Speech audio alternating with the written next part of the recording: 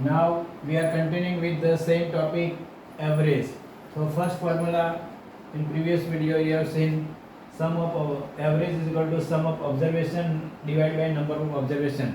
अभी हम एवरेज को शॉर्ट में ए बी लिखेंगे और ऑब्जर्वेशन को ओ बी एस लिखेंगे. ओके. नाउ दूसरा फॉर्मूला है, सपोज आपको एवरेज दिया है, इसमें क्या था, एवरेज फाइंड करना था और उसमें सम ऑफ ऑब्जर्वेशन करना था और नंबर ऑफ ऑब्जर्वेशन काम करके हमने आगे किया. अभी इसमें फाइंड करना है, सम ऑफ ऑब्जर्वेशन फाइंड करना है.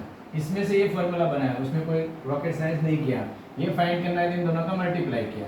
तो sum of observation is equal to average into number of observation. Average कितना है वो उसमें क्या दिया होगा, अब अगर आपको सम फाइंड करना तो एवरेज दिया गया होगा और नंबर ऑफ ऑब्जर्वेशन दिए गए होगा. अभी दूसरा formula, third observation is equal to क्या, तो थर्ड ऑब्जर्वेशन फाइंड करना है या फिर जो कोई भी ऑब्जर्वेशन फाइंड करना है तो आपको average into number of observation करना है माइनस जो सम दिया, जितने भी ऑब्जर्वेशन का सम दिया वो माइनस करेंगे, आपको मिल जाएगा. ठीक है. तो इसका एक एग्जांपल पहले हम इसका करेंगे. एग्जांपल कि sum of observation is equal to average into number of observation. अब कितना सम कितना दिया है वो देखते हैं. Suppose average of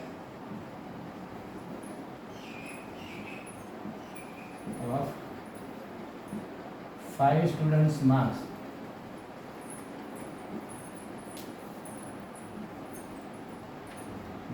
in maths is 40. Then find the sum of observation. OBS. Okay. Question क्या है, देखो. The average of 5 students is marks in maths is 40.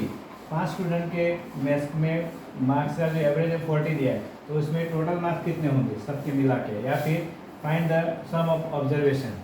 इसमें ऐसे भी दे सकता है, फाइंड द टोटल मार्क्स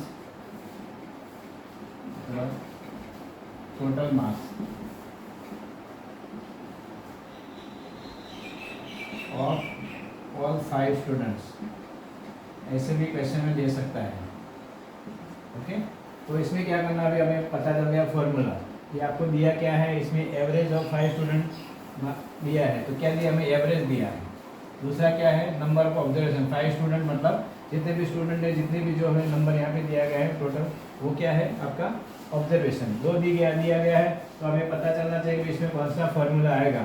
क्या फाइंड करना है, सम ऑफ का फॉर्मूला ये है. अब लिखेंगे एक फॉर्मूला, ये सम ऑफ ऑब्जर्वेशन का शॉर्ट में लिखा हो इज इक्वल टू एवरेज का ए बी लिखूंगा into number of O B S observation. अब आपको एवरेज मिल गया कितना है 40. ओके. इंटू नंबर ऑब्जर्वेशन 5 है और 4 का टेबल बोलेंगे 4 5 है 20 और एक जीरो इसका 40 है तो जीरो लगाया, तो आपका कितना आया भाई, सम 200 आ गया. समझ में आ गया. तो इस तरह से आपको ये सब सम करने हैं. अगर आपको एवरेज और नंबर ऑफ ऑब्जर्वेशन दिए हैं तो इसका मतलब आपको फाइंड क्या करना होगा, सम या total number. Find the total marks of all student, that is also 200. Right. अब इसको 200 को 5 से डिवाइड करेंगे तो आपको एवरेज 40 आंसर आना चाहिए. 200 है, इसको 5 से डिवाइड करेंगे आप, 4 5 है 20 0 0 0, तो 40 आ गया, तो एवरेज आ गया. That means your answer is correct. आप ऐसे क्रॉस चेक भी कर सकते हैं. Okay. Now next example is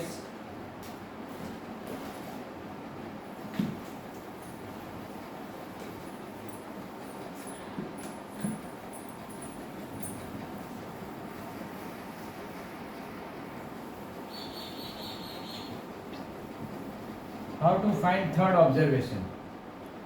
Third observation is equal to average into number of observation minus sum of observation. तो उसका एक एग्जांपल लेंगे. The average question is like this. The average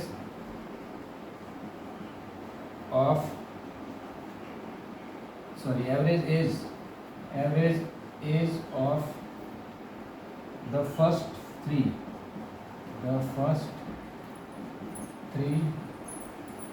children in the class is in the class is 13.5 years. Okay, if the sum of the ages of first two children, if the sum of the ages of two children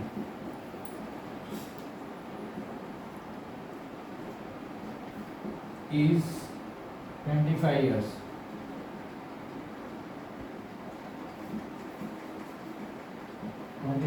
okay, then what is the age of the third child? Then find the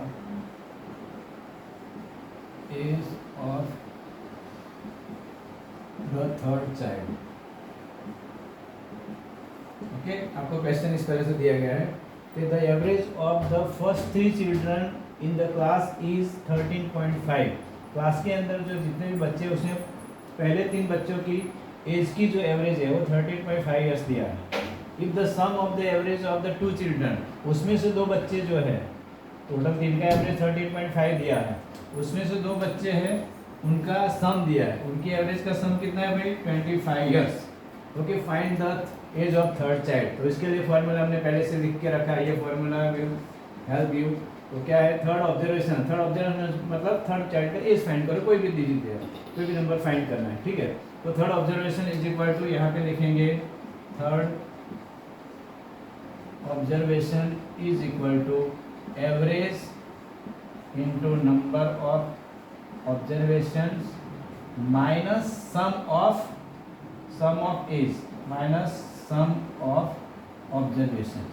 जो इसमें आप formula समझ लो पहले third का, इसमें third का find करना है, इसमें हमें पता चल गया कि भाई ये फॉर्मूला लगेगा. अब इसमें एवरेज दिया है क्वेश्चन में, देखो age of the average age of the first है, तो आगे एवरेज कितना है भाई 13.5 आया.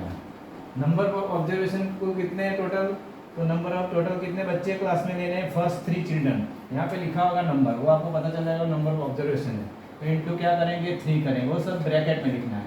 सम of two observation, sum of यहाँ पे जितने ऑब्जर्वेशन दिए हैं 2 3 जितने भी दिए वो 2 लिखने का, ठीक है.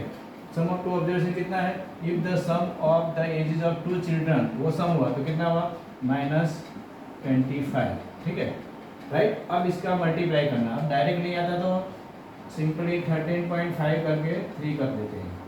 5 3 15, 1 carry, 3 3 9 plus 1 10, 1 carry, 3 1 3 plus 1 4. Okay, समझ में आ गया. 40 पॉइंट कितना है 40.5, 40.5 इसका ये ब्रैकेट का सिंप्लीफिकेशन -25. अब इन दोनों का माइनस करना है, डायरेक्ट आता है तो ठीक है, वरना आप डायरेक्ट इसको ऐसे करके कर सकते हैं. कितना है 40.5 है ना, -25.0.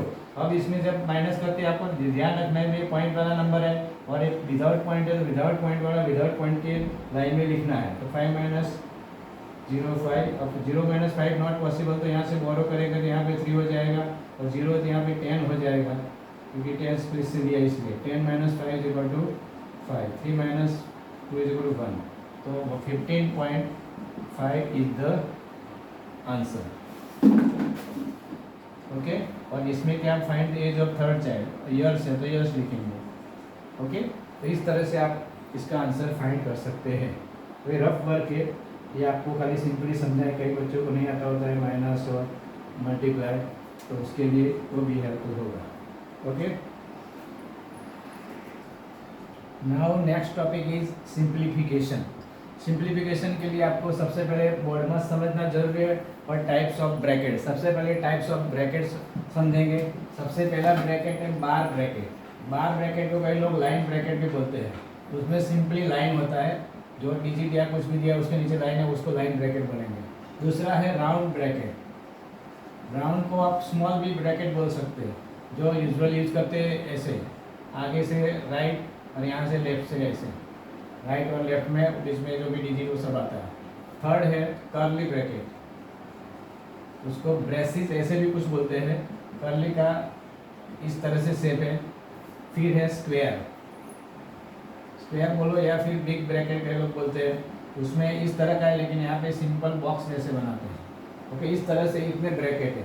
अब लिविंग ऑर्डर कैसे है, कोई भी सम पे आपको सबसे पहले ब्रैकेट रिमूव करना है। सबसे पहले कौन सा ब्रैकेट रिमूव होगा, आपको क्वेश्चन देखना है। अगर इसमें पहले लाइन ब्रैकेट दिया है तो सबसे पहले ये रिमूव होगा। ओके, अगर ये नहीं दिया है तो फिर फर्स्ट में ये आएगा तो स्मॉल ब्रैकेट रिमूव होगा। ओके, अगर ये दोनों दिए तो पहले ये रिमूव होगा, फिर ये रिमूव होगा, फिर ये। लेकिन अगर इसमें से कोई भी एब्सेंट है तो उसके अलावा नेक्स्ट वाला का रिमूव होगा। यहाँ पे फिर ये होगा, फिर ये।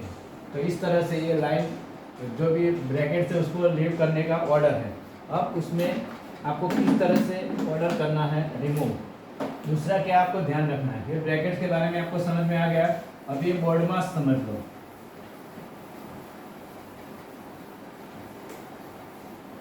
बोर्ड मास में B for brackets order.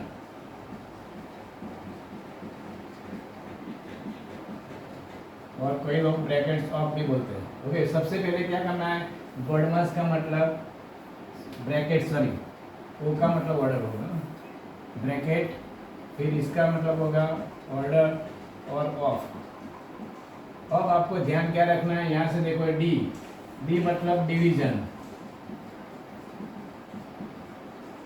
M मतलब मल्टीप्लिकेशन,